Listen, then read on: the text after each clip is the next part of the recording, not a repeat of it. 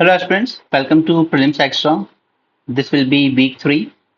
In Prelims Extra, we discuss the current affair news from Prelims perspective from sources other than The Hindu and Indian Express. Okay, most important is PIB, down to earth, जहाँ से हमें environment के respect में काफी सारे topics cover करने होते हैं। इसके अलावा जो अदर न्यूज़पेपर्स हैं like Live Mint, Economic Times, Business Line and so on.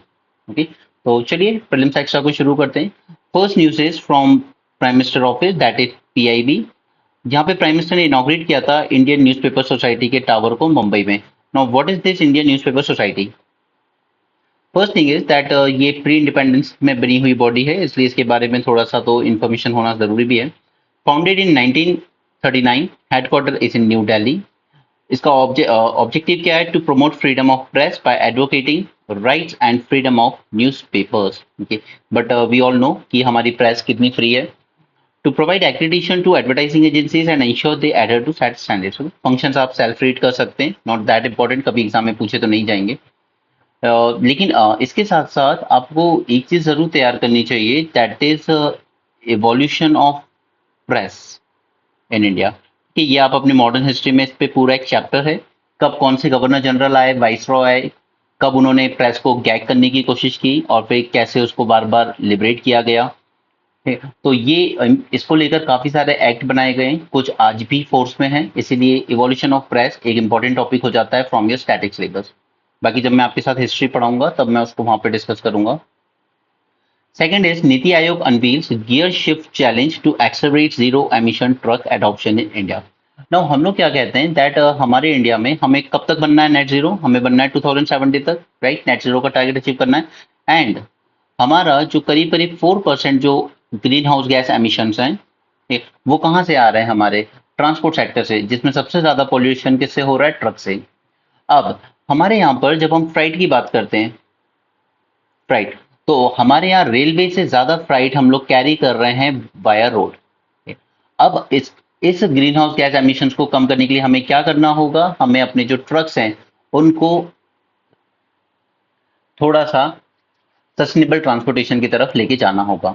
तो उसी के लिए नीति आयोग ने अनवील किया यहाँ पर gear shift challenge to accelerate zero emission truck adoption. ये एक फॉर्डर पॉइंट की तरह काम करेगा आपका एग्जाम में, ठीक है? कहीं भी आप कोट कर सकते हैं उसको, चाहे एनवायरमेंट में हो या फिर इकोनॉमी में, ठीक है? ये भी पीआईबी से ही लिया गया है।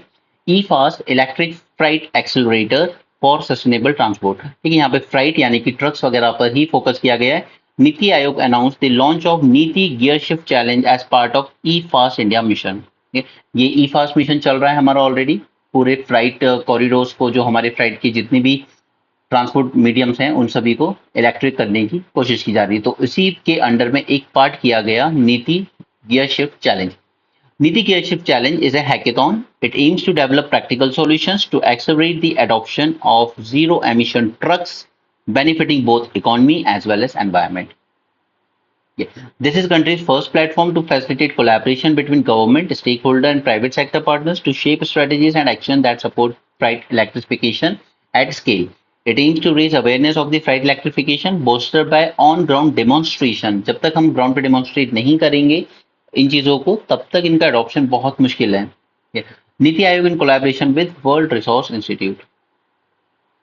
Right, so E FAST India का गोल क्या है? Accelerate freight electrification India. आपको सिर्फ इसको एक फॉर्डर पॉइंट की तरह आपके आंसर में लिखना है कि कैसे हम अपने ट्रांसपोर्ट सेक्टर को और ज्यादा सस्टेनेबल बना रहे हैं और ज्यादा ग्रीन नॉर्म्स के अकॉर्डिंग चला रहे हैं। E-Fast was born from the recognition of urgent need to decarbonize the road-based freight transportation in India to realize 2070 net zero commitment.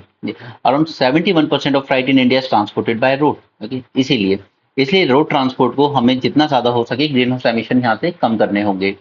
Freight activities projected to increase 5-fold by 2050, leading to vehicle stock of around 50 million. इसी के under में gear shift challenge launch किया गया था। यहाँ पे सभी students वगैरह को बुलाया गया था, ट्रांसपोर्ट प्रोफेशनल, अकेडमिशियन, रिसर्चर्स, इन सभी को बुलाया गया था कि आखिर कोई प्रैक्टिकल सॉल्यूशन बताइए जिससे हम फ्राइट ट्रांसपोर्टेशन को और ज्यादा सस्टेनेबल बना सकें। So that was second news. Third news is with respect to NASA CHAPEA project, because यहाँ पर 4 लोग ऐसे थे जिन्होंने पूरा एक साल बिताया एक एयरलॉक स्पेस जो कि सिमुलेट कर रहा है मार्स के एनवायरनमेंट को, ठीक है? वहां पर एक साल पूरा स्पेंड किया इन्होंने। NASA simulation mission saw 4 volunteers live in a habitat built to replicate conditions on Mars, seen as the most hospitable planet to support life after Earth. Now, चिपिया प्रोजेक्ट फर्स्ट थिंग इज कि ये NASA का project था। यहाँ पे क्या कर रहे हैं, मार्स की ही जो एनवायरनमेंट है वहां का उसी को सिमुलेट किया जा रहा है ताकि ये देखा जा सके कि इंसान की बॉडी पर, उसके माइंड पर किस तरह का असर पड़ेगा मार्स के एनवायरनमेंट में जाके। इसका पूरा नाम था crew health and performance exploration analog project. It was first of the 3 planned simulations to understand the challenges Mars poses for space explorers. The first CHAPI mission focused on the nutrition part, and the next 2 are planned for 25 and 26. NASA hope to send astronauts to the Mars by 2030. यहाँ पे इन्होंने जो airlock habitat बनाया था वो बनाया था 3D printer से। ये तो अगेन आप दिखा सकते हैं कि किस तरीके से हम फ्यूचरिस्टिक टेक्नोलॉजीज को ज्यादा यूज कर रहे हैं। Next is simulated Martian soil and backdrop of red rocky cliffs were provided for an immersive experience. NASA aimed to collect data for the insight into potential impact of long duration mission to Mars on crew health and performance and understand and counter the physical as well as mental challenges जो astronaut face करेंगे Mars पे जाने के बाद। और ये one way trip होगी, एक बार जो जाएगा बस वापस नहीं आएगा। Alright? The data will also help them prepare for a long-term presence on the moon as part of its Artemis program। और Artemis program लॉन्च किया गया है दोबारा से इंसान को चांद पर भेजने के लिए। Mars remains NASA's horizon goal for human exploration because it is one of the only other places where we know that life may have existed at some point of time in the past. India's plan for Mars mission तो 2014 में India ने success test की mom mission के through, या हम Mangalyaan mission भी कहते हैं इसको, और हम पहली कंट्री बने थे who reach Martian orbit in the first attempt. हमने उसके सरफेस पे लैंड नहीं किया है, ठीक है, हमने सिर्फ उसके ऑर्बिट तक पहुंचे हैं अभी। नासा वगैरह सरफेस पर लैंड कर चुके हैं, रोवर उतार चुके हैं, वो सब कुछ कर चुके हैं। India could soon allow game changing weight loss drug tirzepatide. अब देखिए यहाँ पर हम लोगों के लिए क्या जरूरी है। फर्स्ट थिंग इज दैट हमारी बॉडी का जो वेट होता है उसको कंट्रोल करते हैं अपने ब्रेन और डाइजेस्टिव ट्रैक्ट्स के थ्रू, जिसका नाम है GLP-1, ठीक है। ये हमारी बॉडी के वेट को कंट्रोल करता है। अगर हम इसका कंसंट्रेशन इंक्रीज कर दें तो क्या मोटे लोगों को पतला किया जा सकता है? बिल्कुल किया जा सकता है, देखिए। और इसी को, इस GLP-1 को ही बूस्ट करता है सेमाग्लूटाइड एंड टिज़ेप्टाइड, ओके। और ये दोनों हैं एक तरह के पॉलीपेप्टाइड्स जो दवाइयों में यूज किए जाते हैं। अब हुआ क्या था कि यहाँ पर ये एक्चुअली ये ना, इसकी डिस्कवरी जो हुई वो अनइंटेंशनली हुई थी। यहाँ पर कुछ टीबी के पेशेंट्स को ट्रीट किया जा रहा था, बट जिस दवाई से ट्रीट किया जा रहा था वहां सडनली देखा गया कि इन पेशेंट्स में वेट लॉस बहुत ज्यादा हो रहा है। तो फिर ये देखा कि दवाई के इंग्रेडिएंट्स क्या हैं, और फिर उसी इंग्रेडिएंट से इनको ये लगा कि इस इंग्रेडिएंट से अगर हम वेट लॉस की ही दवाई बना दें तो और अच्छा है, राइट। तो इन्होंने वहीं से इसकी डिस्कवरी हुई। US FDA approved a drug, sorry, US FDA approved a drug containing semaglutide as an active ingredient to treat type 2 diabetes, ठीक है। यहाँ पे डायबिटीज का ट्रीटमेंट कर रहे थे ये, और फिर इन्होंने देखा कि इसमें ये जो सेमाग्लूटाइड यूज हुआ है दवाई में, इससे वेट लॉस हो रहा है। US doctor observed an interesting side effect of the drug weight loss. This made the pharmaceutical companies explore semaglutide as a weight loss drug for people without diabetes, ठीक है। लेकिन ये दिया किनको जाएगा? सिर्फ उन लोगों को जिनको डायबिटीज नहीं होगी, यानी कि हेल्दी लोग भी इसको ले सकते हैं अपने वेट को कंट्रोल करने के लिए। These drug led to significant weight loss and are in soaring demands.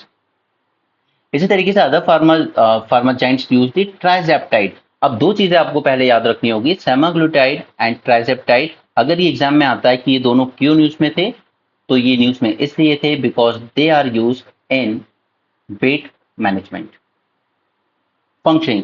अब ये जो दोनों पॉलीपेप्टाइड्स हैं ये क्या करते हैं? They lead to higher GLP-1 level, and this GLP-1 when release in the gut spark a reaction by stimulating neurons that alter the gut function leading to sense of fullness satisfy without having eating a lot, ठीक। ये जब आपकी body में जाते हैं और GLP का production बढ़ाते हैं तो अल्टीमेटली आपके न्यूरॉन्स यानी आपके ब्रेन को स्टिमुलेट करते हैं कि आपको जो भूख लग रही है, आपका दिमाग कहेगा नहीं हमारा पेट फुल है, ठीक है, बिल्कुल भूख नहीं है, तो आप कम अपनी डाइट पे भी कंट्रोल कर सकते हैं इस तरह से। They also help to manage glucose level making them an effective treatment for diabetes as well. and while semaglutide only targets GLP-1 receptors, this trizeptide boosts a second hormone called as GIP. The GIP also regulates the weight through receptors in brain and fat cell. Okay, तो दोनों चीज पूछी जा सकती है आपसे, semaglutide and ट्राइजेप्टाइड पूछे जा सकते हैं, न्यूज में क्यों था, और दूसरा GLP-1 एंड दिस GIP, ये दोनों भी पूछे जा सकते हैं कि ये क्या करते हैं। अल्टीमेटली हम ओबेस जो लोग हैं जिनका BMI ओवर 30 हो जाता है उनको दे सकते हैं, ओवरवेट लोगों को दे सकते हैं, have atleast one other health condition related to their weight such as high BP या हाई कोलेस्ट्रॉल या फिर टाइप 2 की डायबिटीज। साइड इफेक्ट्स भी होते हैं कुछ कुछ, तो वो कोई बड़ी बात नहीं है। There is risk of thyroid tumours including thyroid cancer और risk of weight gain back if drug is stop. ठीक है, अगर आपने ड्रग्स लेना बंद कर दी तो आपका वेट गेन वापस होने लगेगा। Scientists find that a bacteria tricked wasp to get rid of its males। ये हमने न्यूज एनालिसिस के साथ भी देखा था। ठीक है, यहाँ पे वॉल्बाचिया की बात की थी हमने, और वॉल्बाचिया पे क्वेश्चन यूपीएससी ऑलरेडी आपसे पूछ चुका है 2023 में। यहाँ पे एक यूनिवर्सिटी ने देखा कि E formosa wasp almost never produce males. तो ये ऐसा क्यों हुआ कि ये जो ई फॉर्मोसा है ये मेल प्रोड्यूस कर ही नहीं रहा है। लेबोरेटरी में हालांकि उन्होंने देखा, if if the female wasp is treated with tetracycline जो कि एक तरह की एंटीबायोटिक होती है, तो 70% of the progeny were male. Right, अगर नेचुरली देखें तो ई फॉर्मोसा वास्प बिल्कुल भी मेल प्रोड्यूस नहीं कर रहे थे, यानी कि कोई ना कोई प्रॉब्लम हुई है जिस वजह से मेल प्रोड्यूस नहीं कर रहे हैं। लेकिन बाद में जब हम इन फीमेल्स को लेबोरेटरी में लेकर आए, हमने वहां पर उनको एक एंटीबायोटिक दी टेट्रासाइक्लिन नाम की, तो देखा गया कि 70% केसेस में मेल ही प्रोड्यूस हुए। ठीक है, यानी कि नेचुरल हैबिटाट में कुछ ऐसा हो रहा है जो इनके अंदर कुछ ऐसे चेंजेस कर रहा है जिस वजह से ये मेल प्रोड्यूस नहीं कर पा रहे हैं। सो क्या हो सकता है, तो रीजन है Wolbachia bacteria. First, they produce more female than male. ये जो वॉल्बाचिया बैक्टीरिया है, they are present in insects egg but they are absent in the sperm. Now, females can transmit Wolbachia to their offspring, whereas male cannot transmit the Wolbachia bacteria to their offspring. This signals an evolutionary dead end to the bacteria. Hence, Wolbachia bacteria have evolved ways to manipulate their insect host to produce more female than male progeny. ठीक, तो इससे होगा कि ultimately there will be the extinction of male varieties. Wolbachia bacteria can induce unfertilized eggs to double the chromosome number and enable development of female wasp। ठीक है, तो mail तो पूरी तरीके से एक्सटिंक्ट ही हो जाएंगे इनके। And the Wolbachia bacteria renders male superfluous। ठीक है, इसी वॉल्बाचिया की ना इस पे स्टडी की गई थी कि हम कैसे मॉस्किटो की पॉपुलेशन को भी इसके थ्रू कंट्रोल कर सकते हैं, स्टेराइल कर सकते हैं उनको। सेम चीज वो यहाँ भी नेचर में कर रहा है वास्प के साथ। Researchers, scientists have discovered that Wolbachia bacteria is sticking the wasp to get rid of its males. According to the researcher, Wolbachia bacteria has manipulated the wasp and Carcia formosa to entirely get rid of males। ठीक है, तो ये आशाराम बापू जैसा कुछ काम कर रहा है, जैसे उन पे एलिगेशंस लगे थे कि ये कुछ ऐसा जूस पिला देते थे अपने यहाँ पर जो लोग आते थे कि उनके पति जो होते थे, उनके हस्बैंड, वो इनफर्टाइल हो जाते थे। राइट, तो ये ऐसे ही कुछ काम कर रहा है। E formosa. So why it is of interest for scientists? E formosa wasps are of interest to agriculture scientists because they provide an efficient way to control white flies। ठीक है, इसलिए हमें E formosa की population भी की भी जरूरत है, लेकिन इनके मेल को एक्सटिंक्ट करने पर तुला हुआ है ये bacteria. White flies feed on the sap of plant leaves, causing productivity losses and others a major agriculture pest। Okay, next is think investor understand information ratio। Okay, ये आर्टिकल हमने लिया था बिजनेस लाइन से, क्योंकि यहाँ पर एक important चीज बताई गई है, that is what is information ratio. और ये हमें इसलिए करना जरूरी है क्योंकि 2020 में आपसे एक क्वेश्चन पूछा गया था with respect to interest coverage ratio.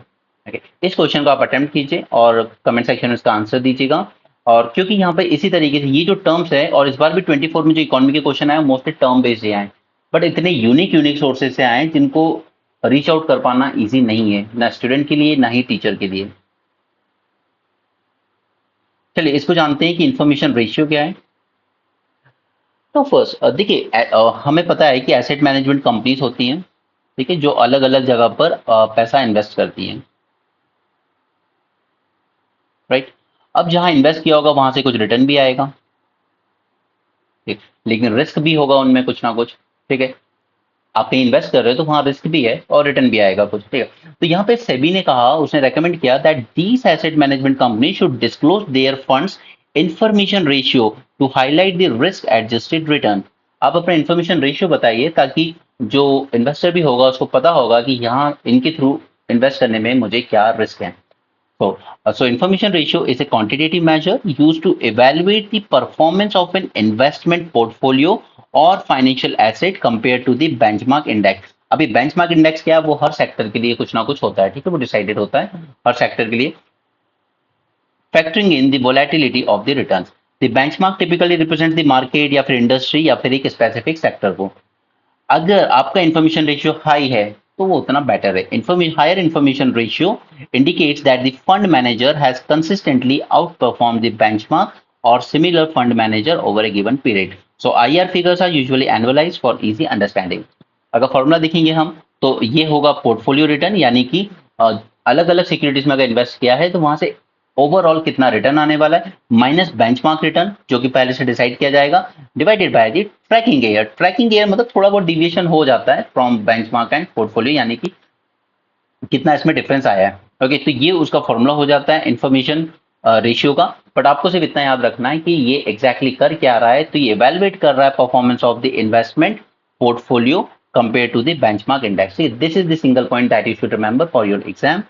इसकी एप्लीकेशन क्या हो सकती है? First, performance valuation. इन्वेस्टर, आप और हम, we can utilise this internal rate of return to assess the portfolio managers performance. It aid in analyzing whether the management is generating enough extra returns for the level of risk taken or not. Portfolio comparison. Information ratio enable the comparison of many portfolio against the same benchmark, resulting in standardized measure of risk adjusted performance. And third is investment के decision making को easy बनाता है ये। UNEP foresight report, emerging zoonotic disease may trigger another pandemic in 5-6 years. अब zoonotic disease हमारे humans में किस किस तरीके से आ सकते हैं? फर्स्ट, लाइव एनिमल मार्केट, जैसे कि कोविड आया वुहान से, ठीक है, सार्स आया, कोविड आया, avian इन्फ्लुएंजा आया, ये लाइव एनिमल मार्केट से आते हैं। या फिर वाइल्ड लाइफ हंटिंग से आ सकता है, जैसे HIV, इबोला, ये वाइल्ड लाइफ हंटिंग से आए। Right, intensive wild life farming करते हैं कई बार हम, उससे आ जाता है, जैसे कोविड-19 आया, रेबिस आया, एवियन इन्फ्लुएंजा। उसी तरीके से डोमेस्टिक एनिमल से भी आ जाता है, जैसे निपा वायरस या फिर avian इन्फ्लुएंजा। ओके, ये सारे तरीके हैं जिससे जूनोटिक डिजीज, इसलिए हम लोग बात कर रहे हैं ना आजकल जो बात चलती है कि वन हेल्थ अप्रोच, यानी कि हमें सिर्फ ह्यूमन हेल्थ की पे ही ध्यान नहीं देना है, एनिमल हो, प्लांट्स हो, ह्यूमंस हो, सभी की हेल्थ पे ध्यान देंगे, तब जाकर ही ओवरऑल प्लैनेट को हम बीमारियों से बचा सकते हैं। Zoonotic disease. UNEP has issued a stark warning about emerging zoonotic disease that may trigger another pandemic by 2030. Zoonotic disease are actually infection that spread between people and animals, तभी उसको zoonotic कह रहे हैं। डिफरेंट पैथोजेंस हो सकते हैं इसमें, bacteria हो सकता है, पैरासाइट्स हो सकता है यानी कि प्रोटोजोआ, वायरस हो सकता है, फंगई हो सकता है, प्रायॉन्स हो सकते हैं, ठीक है, किसी भी तरीके से ये आ सकता है।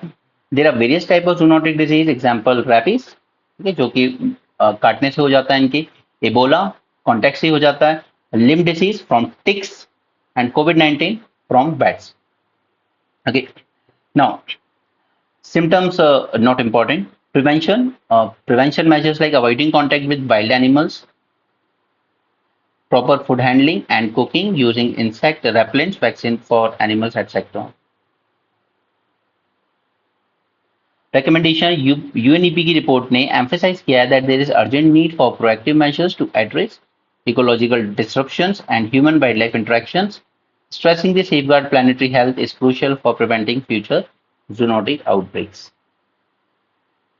Next is credit to ECLGS, ठीक है, that stands for emergency credit line guarantee scheme. अब हुआ क्या था कि कोविड आया जब, तो छोटी छोटी जो इंडस्ट्रीज थी इनके पास फंड का इशू बना, ठीक है, बैंक से इनको लोन देना थोड़ा सा मुश्किल कर दिया, बिकॉज उनका ये था कि शायद ये लोग चुका नहीं पाएंगे वापस। तो यहाँ पे गवर्नमेंट ने कहा हम एक इमरजेंसी क्रेडिट लाइन इशू कर रहे हैं जो कि गारंटी करेगी कि आपने जो लोन दिया है वो आपको वापस मिल जाएगा, आप लोन देते रहिए, MSME को सपोर्ट करते रहिए। तो a report recently released shows that ECLG scheme extended liquidity support of 3.86 lakh crore to 1.19 crore businessmen in just 3-year tenure between 20 to 23. At least government तो claim करती है, सच्चाई क्या है we don't know. The aim was to support business as well as individuals affected by COVID-19 pandemic. Launch हुई थी 2020 में. It is under operational domain of ministry of finance. उसके अंडर में डिपार्टमेंट ऑफ फाइनेंशियल सर्विसेज है, उसी के under में आता है. The scheme aims to provide emergency funding to mitigate the economic impact of pandemic, जो कि छोटी इंडस्ट्रीज को ज्यादा फील हुआ था. And it was overall the part of Aatmanirbhar Bharat, जो कि सरकार ने कहा था कि हम जीडीपी का 10% इतना बड़ा पैकेज करीब 2 लाख करोड़ का, सॉरी 20 लाख करोड़ का हम लोग इकोनॉमी में पंप कर रहे हैं. Next is the scheme was designed to ease the financial burden by providing an additional source of funding with minimal interest rate and extended repayment terms. But अगर आप इसका इंटरेस्ट रेट देखेंगे तो आप कहेंगे कि मिनिमल तो बिल्कुल नहीं लग रहा. ठीक है, अगर आप बैंक से या फाइनेंशियल इंस्टीट्यूशन से ले रहे हो तो इन्होंने कैप लगा दिया था कि 9.25% इंटरेस्ट रेट होगा, और अगर एनबीएफसी से ले रहे हो तो 14% होगा. ये बहुत ज्यादा है. This scheme also offers A 1 year moratorium, यानी कि आपको 1 साल पेमेंट नहीं करनी है, आप उसके बाद पेमेंट करना शुरू कीजिएगा प्रिंसिपल अमाउंट पे. The scheme is administered through public sector banks, private sector banks and NBFCs. Alright, initially announce जब की गई थी तब दिया गया था 3 लाख करोड़ तक का. बाद में इसको और बढ़ा के 4.5 लाख करोड़ तक कर दिया गया. Scheme provides 100% guarantee on the credit facilities extended by banks as well as financial institutions. NCLT. Now information and bankruptcy code जब मैंने आपके साथ डिस्कस किया था ओके न्यूज़पेपर एनालिसिस में, तो उसमें मैंने आपको बताया था कि अगर पार्टनरशिप फर्म्स हैं या फिर लिमिटेड लाइबिलिटी पार्टनरशिप है और अगर ये कंपनीज बैंकरप्ट हो जाती हैं तो इनका जो केस होगा वो जाएगा डेट रिकवरी ट्रिब्यूनल में. ठीक है, लेकिन अगर कोई बड़ी कॉर्पोरेट हाउस है या कंपनीज हैं ये अगर डिफॉल्ट कर जाती हैं तो ये केस जाएगा एनसीएलटी में. ठीक है, फॉर एग्जांपल बाइजू ने यहाँ पे डिफॉल्ट किया, बीसीसीआई ने उसके अगेंस्ट केस किया और ये कॉर्पोरेट हाउस एनसीएलटी के पास जाएगा जजमेंट के लिए. अगर यहां से सेटिस्फाई नहीं होते हैं ये लोग तो ये चला जाता है एनक्लेट, दैट इज एपीलेट ट्रिब्यूनल. ठीक है, national company law appellate tribunal. और डीआरटी में भी अगर यहाँ पे ये लोग सेटिस्फाई नहीं होते तो ये भी आ जाते हैं एनक्लेट में. राइट, अब सरकार ने इस बार बजट में कहा है कि हम इनका नंबर इंक्रीज करेंगे, हम और ज्यादा एनक्लेट की बेंचेस बनाएंगे ताकि जल्दी जल्दी रिजॉल्व हो सके चीजें. तो हमें फिलहाल को जानना है इस एनसीएलटी के बारे में, क्योंकि बीसीसीआई का जो केस है वो यहाँ गया है. Recently Bengaluru bench of NCLT admitted BCCI petition seeking insolvency proceedings against the एस्टेक जाइंट बाइजू. अब एनसीएलटी जो होता है it is a quasi judicial authority. यहाँ पे एडमिनिस्ट्रेटिव मेंबर्स भी होते हैं और जो कुछ जुडिशरी से भी आते हैं. ठीक है, दोनों मिलकर काम करते हैं. Incorporated for dealing with corporate disputes that are civil nature arising under the companies act. इनको कौन सेटअप करता है तो मिनिस्ट्री ऑफ कॉर्पोरेट अफेयर्स. और सबसे इंपॉर्टेंट पॉइंट है these NCLT are outcome of Eradi committee. ठीक है, ये आपको प्रीलिम्स से पूछा जा सकता है. ये इराडी कमेटी का आउटकम था, उसके रिकमेंडेशन पर ही बना था. NCLT functions like a regular court, ensure fair, unbiased case evaluation based on principle of natural justice. ठीक है, it issues decisions in the form of order. Decisions of the tribunal may be appealed to appellate tribunal, and the decision of which may further be appealed to the Supreme Court. अब अगर आप appellate tribunal के भी decision से satisfy नहीं है तो फिर आपको Supreme Court ही जाना होगा. Major functions क्या है इसके? It has been empowered from cancelling the registration of a company to dissolving any company. It can even render liability or charge of members as unlimited. It is also empowered to hear grievances of rejection of companies in transferring share or securities. And it has power to order an investigation. It could be conducted within India or anywhere in the world. Okay. Focus on that last point. It could be conducted. ये जो investigation है वो कहीं भी conduct की जा सकती है within India भी और anywhere around the world.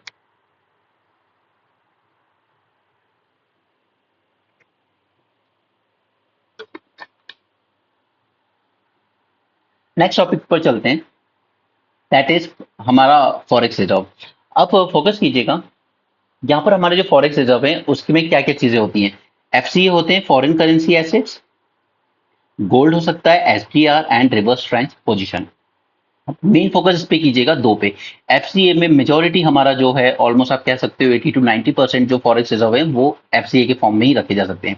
ये बॉन्ड डिबेंचर के फॉर्म में हम कहीं भी इन्वेस्ट कर सकते हैं. हम यूएस के ट्रेजरी बॉन्ड में कर सकते हैं, हम फॉरेन के किसी बैंक में इन्वेस्ट कर सकते हैं, हम बैंक ऑफ इंटरनेशनल सेटलमेंट के पास रख सकते हैं, कहीं भी रख सकते हैं. ठीक है, गोल्ड, कुछ गोल्ड हम लोग फॉरेन में रखते हैं अब्रॉड और कुछ गोल्ड हम लोग डोमेस्टिक अपने खुद के यहाँ पे रखते हैं.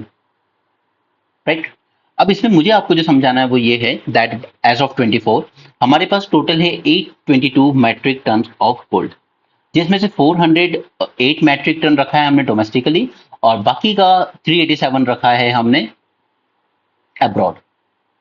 हालांकि अब हम इसको थोड़ा थोड़ा रिड्यूस कर रहे हैं, वापस से अपने डोमेस्टिक पे ही लेकर आ रहे हैं। राइट, एफसीए की बात करते हैं, ये ज्यादा इंपॉर्टेंट है। ये जो फर्स्ट कैटेगरी है एफसीए,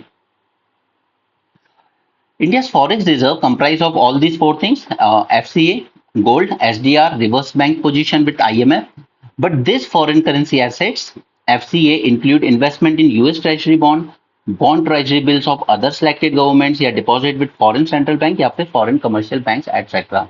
FCA के composition अगर हम देखेंगे तो अभी इसमें कुछ $570 बिलियन पड़े और ओवरऑल फॉरेक्स रिजर्व हमारे I think almost close to $690 billion है, ऊपर नीचे होता रहता है वो। यहाँ पे इसमें से अब यूपीएससी इस तरह के ब्रेकअप पूछ लेता है कई बार, ब्रेकडाउन। ठीक है, एफसीए में अगर इतना पैसा है तो उसमें से सबसे ज्यादा जो पैसा है वो सिक्योरिटीज में इन्वेस्ट किया गया है। उसके बाद some has been deposited with other central bank and the BIS and some comprise deposit with commercial banks overseas. ठीक है, बस उतनी सी बात है। 100 ईयर्स कंप्लीट हुए ईईजी को।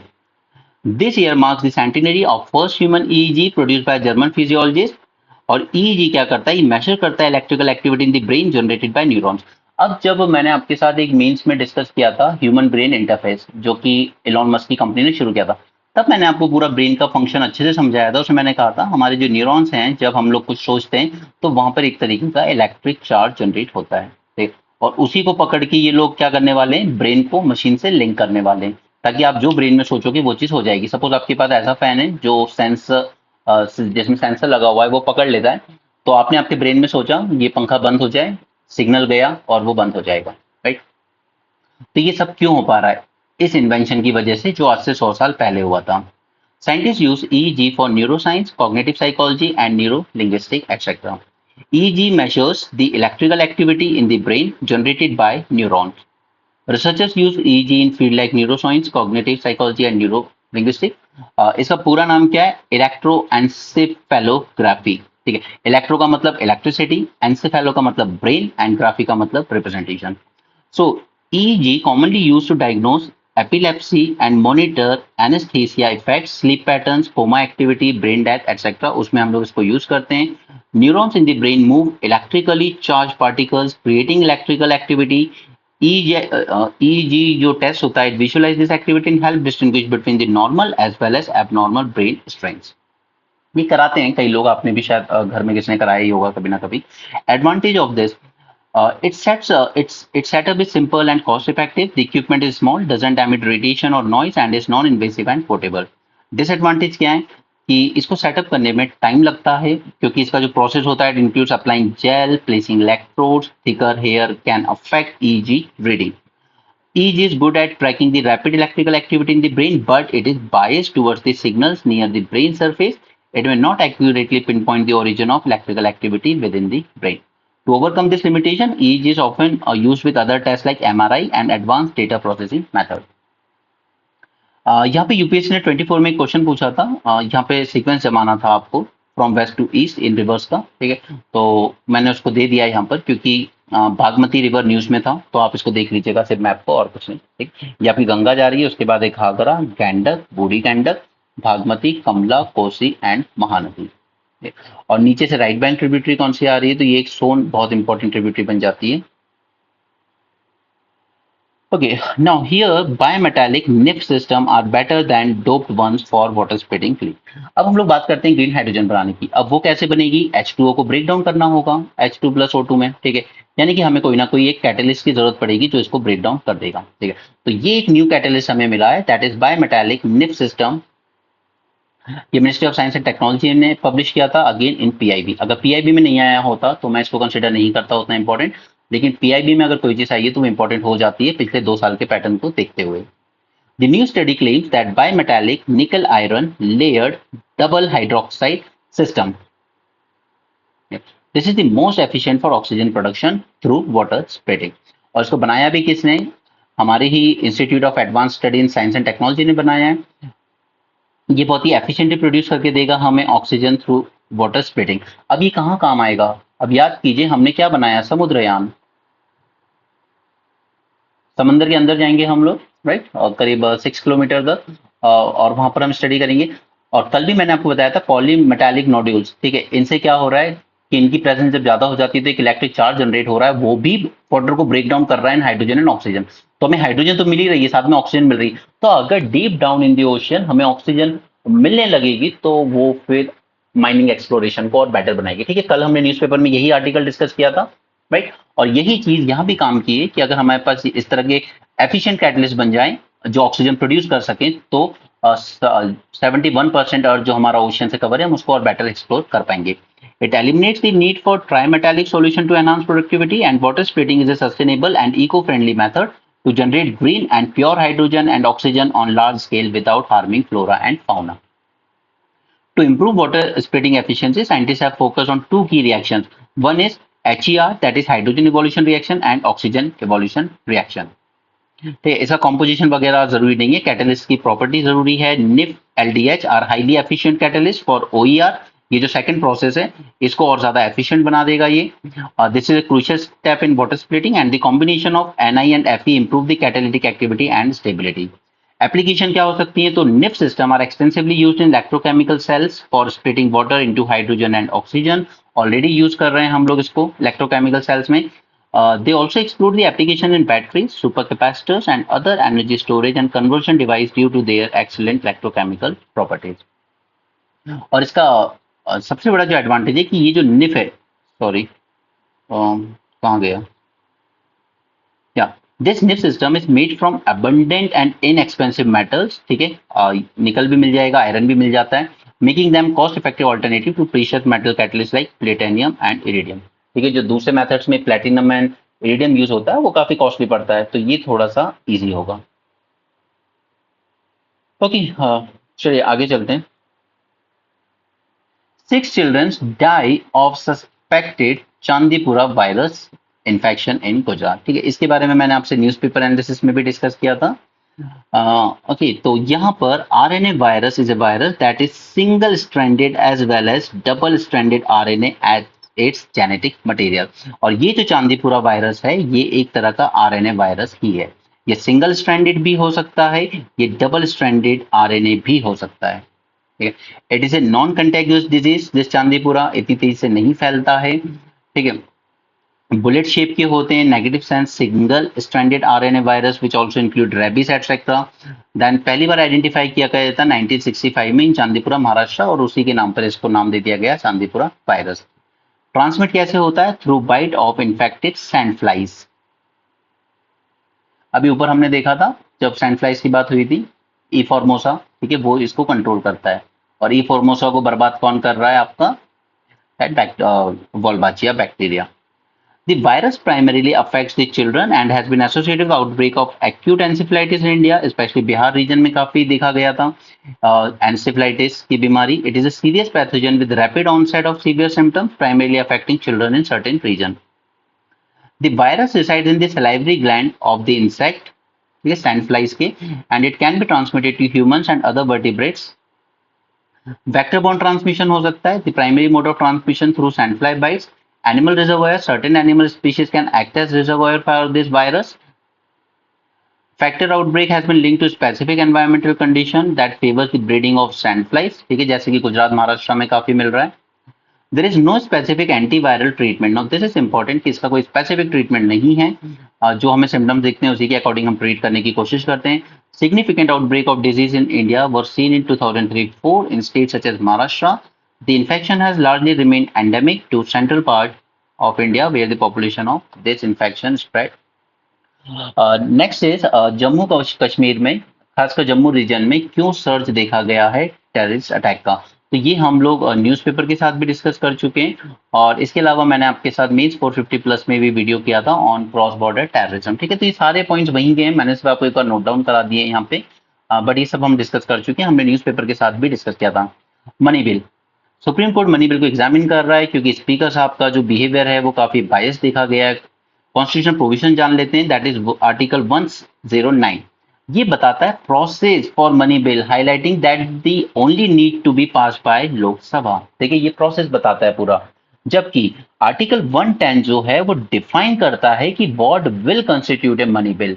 ओके, वो उसने लिस्ट दे रखी है पूरे स्पेसिफिक सब्जेक्ट की, लाइक टैक्सेशन या गवर्नमेंट फंड या कंसोलिडेटेड फंड ऑफ इंडिया से अगर कोई पैसे निकाले जा रहे हैं तो वो मनी बिल की डेफिनेशन में आएगा। ठीक है, तो कंफ्यूज नहीं होना, हमेशा आर्टिकल 110 दिमाग में आएगा, but the process is given in article 109। Criteria क्या है मनी बिल का, तो यहाँ पे मैंने सब लिस्ट डाउन कर दिया है, like imposition, abolition, remission, alteration और regulation of any tax. Okay, and the bill must deal with the regulation of borrowing of money or provision of any guarantee by government of India.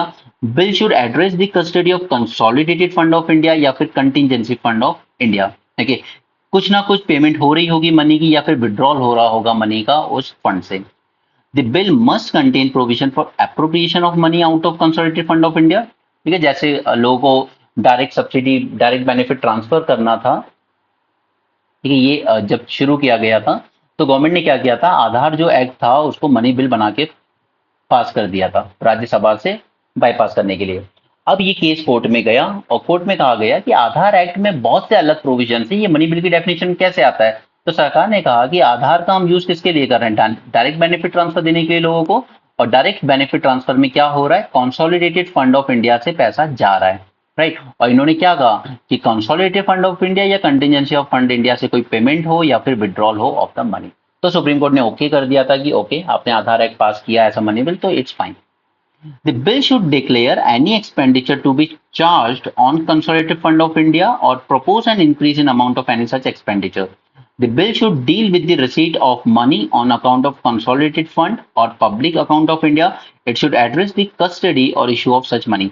The bill can include any matter incidental to any matter specified above.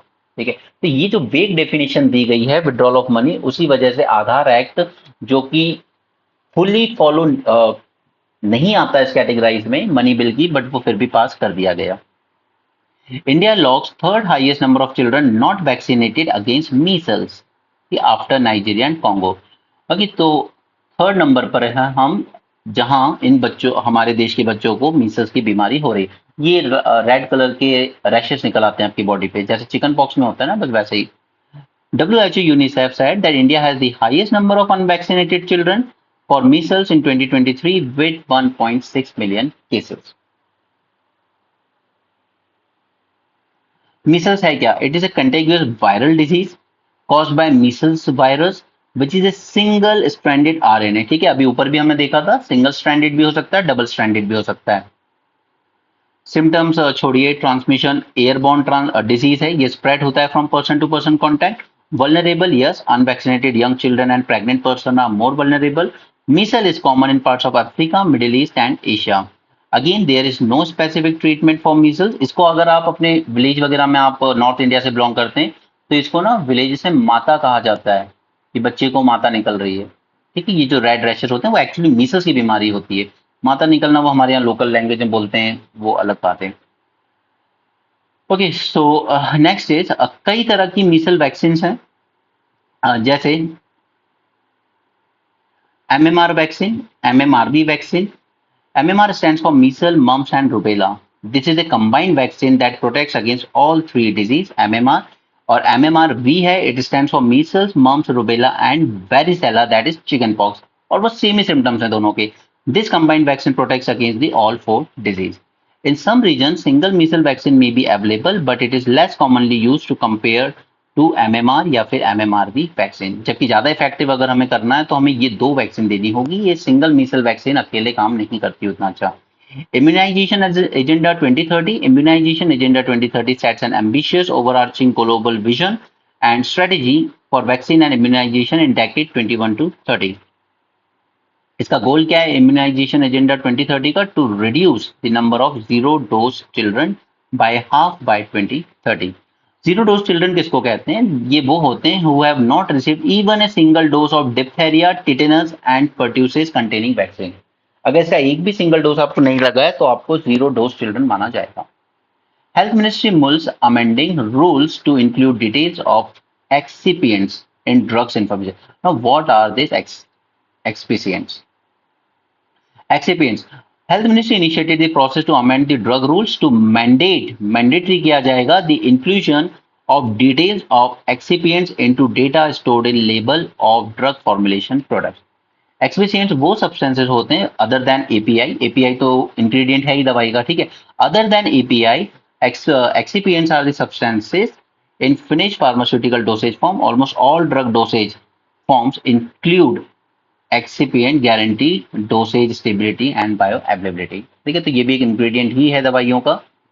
High level brain storming session on avian influenza under one health approach. अभी हमने बात की थी one health approach, animals हो, plants हो, humans हो, सभी की हेल्थ का ध्यान रखना जरूरी है, ठीक है। एनिमल बीमार होगा तो कल को वो इंसानों को बीमार करेगा। Now importance of poultry sector in India, role in food security, ठीक है। तो ये सब तो सेल्फ एक्सप्लेनेटरी है, ये आप लोग खुद से भी पढ़ सकते हैं, इसमें कुछ समझाने की चीज नहीं है, ठीक है। फूड सिक्योरिटी के लिए जरूरी है पोल्ट्री सेक्टर, इकोनॉमिक इम्पैक्ट जरूरी है उसका, लाइवलीहुड है ये कई लोगों की, ग्रोथ रेट इसमें बहुत अच्छा है 7 to 10%। चैलेंजेस हैं लेकिन कि इसमें बीमारियां बहुत ज्यादा होती है, आउटब्रेक वगैरह हो जाते हैं और ये अल्टीमेटली ग्रोथ को हिंडर करते हैं, ठीक है। ये सब सारे एक्सप्लेनेटरी पॉइंट्स आप खुद कर सकते हैं। एवियन इन्फ्लुएंजा के चैलेंजेस क्या है, तो H5 सब type virus is evolving and expanding geographical. अब दिक्कत ये कि इवॉल्व होता रहता है, ठीक है। तो कई बार आप H2BT पढ़ रहे हो, कहीं H7N9 पढ़ रहे हो, कहीं कुछ पढ़ रहे हो, ठीक है। तो इसके काफी सारे सब टाइप्स हैं और काफी इवॉल्विंग नेचर है, जियोग्राफिकली भी स्प्रेड बहुत हो रहा है विद न्यू जेनेटिक लीनिएज, इस तरह के इमरजेंस देखे जा रहे हैं। HPI outbreak in dairy cattle हुआ यूएसए में with spill over to other mammals, highlight the potential for pandemic and one health approach is essential for addressing the threat by integrating human, animal and environmental health.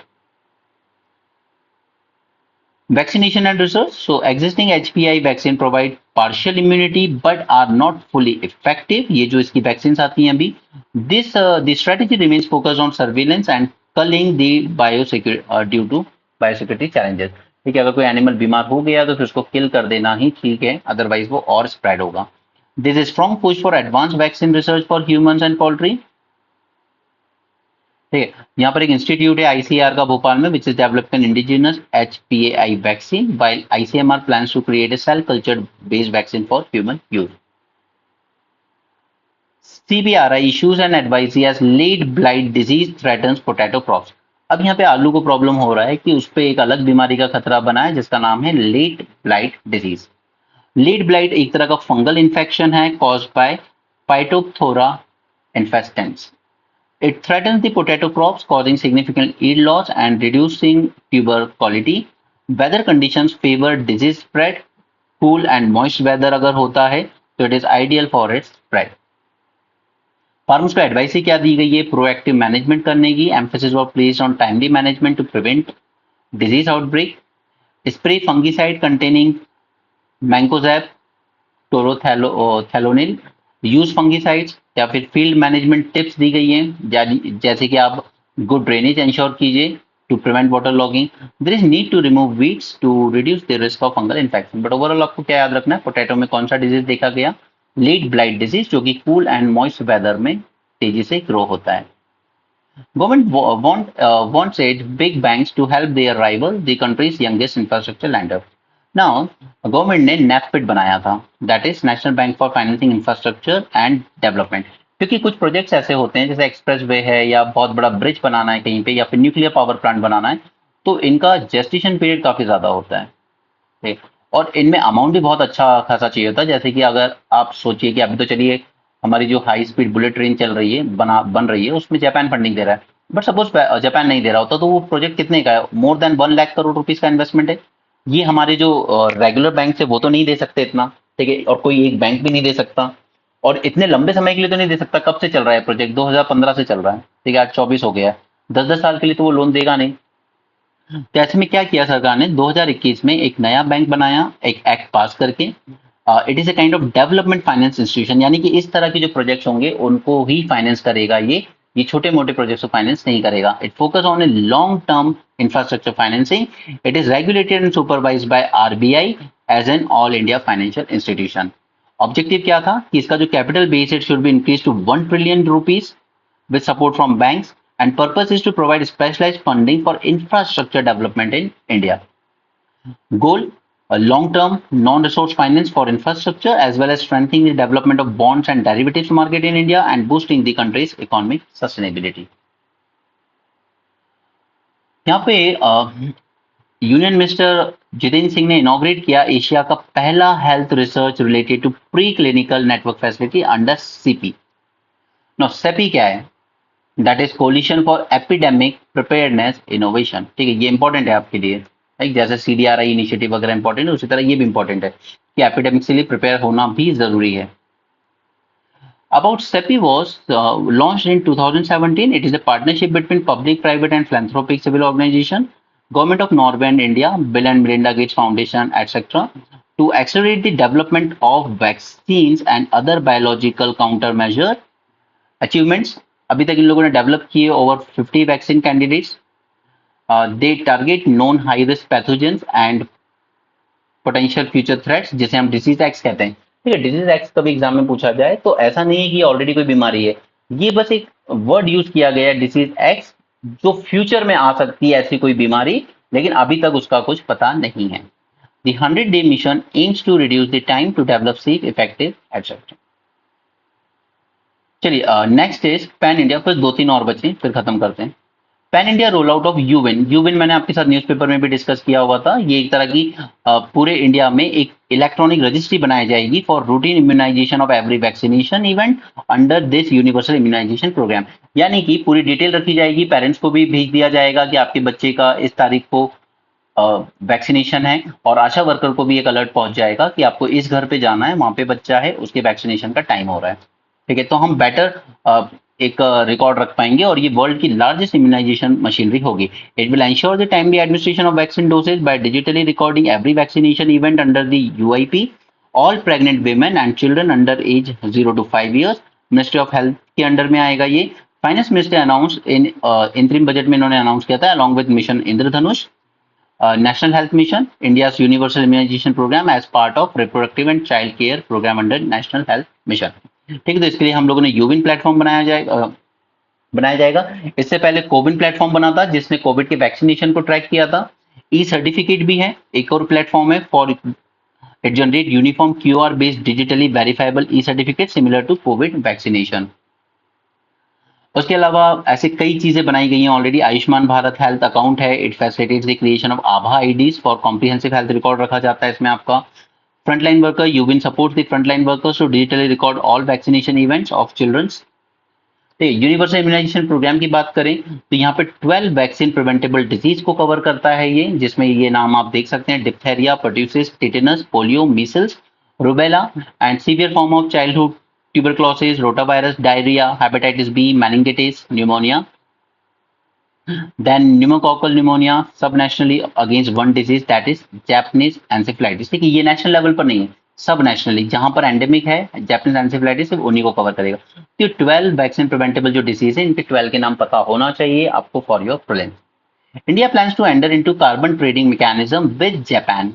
अब ये क्या है, ये भी हमने newspaper में कवर किया था, इंडियन एक्सप्रेस का ही था ये भी, इसको मैंने दोबारा ले लिया because I found it bit important. GCM will be formed under article 6(2) of Paris agreement. Paris agreement के अंडर दोनों कंट्रीज ने ये मैकेनिज्म तैयार किया है। The implementation will adhere to relevant domestic laws and regulation of both countries. Committee बनेगी एक, वो रूल्स और गाइडलाइन डिसाइड करेगी for this, covering project cycle procedure, methodologies, project design, etc. This mechanism will ensure mutual recognition of credits towards the NDC of both countries, avoiding double counting। यानी कि ऐसा ना हो कि दोनों ने मिलकर कहीं पे कोई ग्रीन प्रोजेक्ट में इन्वेस्ट किया, कुछ क्रेडिट जनरेट किए, कार्बन क्रेडिट्स वगैरह, और दोनों ने अपने अपने में काउंट कर लिया। नहीं, अगर दोनों ने मिलकर बनाया तो कोई एक ही कंट्री काउंट करेगी। ठीक है, अगर दोनों ने इन्वेस्ट करके एक प्रोजेक्ट बनाया सोलार का, तो उसमें जो क्रेडिट्स जनरेट होंगे कार्बन एमिशन को ऑफसेट करने के लिए, तो वो दोनों कंट्री नहीं करेंगी, वरना डबल काउंटिंग हो जाएगा ग्लोबल लेवल पर। ठीक है, वो कोई एक ही कंट्री करेगी। Each government can authorise part of JCM credits for international mitigation. यानी कि अगर मान लो 100 यूनिट्स जनरेट हुए सर्टिफिकेट्स, ठीक है, तो फिर वो आपस में शेयर कर सकते हैं। 50 आप अपने में लिख लो, 50 हम अपने अकाउंट में लिख लेंगे। ठीक है, ऐसा ना हो कि आपने भी 100 लिख लिए कि आपके देश में हुआ और हमने भी 100 लिख लिए कि हमने इन्वेस्ट करके ये प्रोजेक्ट बनाया, तो फिर वो ठीक नहीं है। Okay, Carbon credit will be allocated through structured process and registry will track these credits. Credit will be allocated to respective registries of India and Japan and used towards their NDC to cut emissions and adapt to climate change. Japan देगा हमें technology, finance and capacity building for new technologies under this JCM. Ivory Coast joins UN Water Convention as 10th African nation. इसको और जान लीजिए, बस ये last topic है आज का. UN Water Convention, also known as Convention on Protection and Use of Transboundary Water Courses and International Lakes, was adopted in Helsinki in 1992. हालांकि ये फोर्स में आया 1996 में UN Water Convention. Important thing is that it is legally binding instrument. It promotes the sustainable management of shared water resources, supports the implementation of sustainable development goals and prevent conflict, foster peace and regional integration. इसकी history जानना इतना जरूरी नहीं है, okay, ज्यादा important नहीं है वो. What is this? What is important is this requirement for parties. The parties to the convention are required to prevent, control, and reduce transboundary impacts, use transboundary water in reasonable as well as equitable way, ensure the sustainable management. अब हमारी Indus water treaty में क्या हो रहा है, लड़ रहे हैं, ठीक है. गंगा और तीस्ता को लेकर क्या हो रहा है, बांग्लादेश और इंडिया में ठनी हुई है. ब्रह्मपुत्रा को लेकर क्या हो रहा है, चाइना इस पे डैम बना रहा है, उस वजह से हमें प्रॉब्लम हो रही है. Right. Parties that border the same transboundary river must cooperate by entering into a specific agreement and establishing joint bodies. As a framework agreement, convention does not replace the bilateral and multilateral agreement. This is important point. ऐसा नहीं है कि ये replace कर लेगा आपकी bilateral arrangement, उनको replace नहीं कर सकता ये. Instead, it fosters their establishment, implementation, and further the development. Significance: the convention is a powerful tool to promote and operationalize the achievement of 2030 Agenda for Sustainable Development and its SDGs. United Nations Economic Commission for Europe serves the UN Water Convention. Okay, so that's it for this session. I hope you enjoyed and liked this session. बाकी next session में हम लोग week 4 के current affair discuss करेंगे from sources other than the Hindu and Indian Express. So that's it for this session. Thanks for joining. Have a great day and keep learning.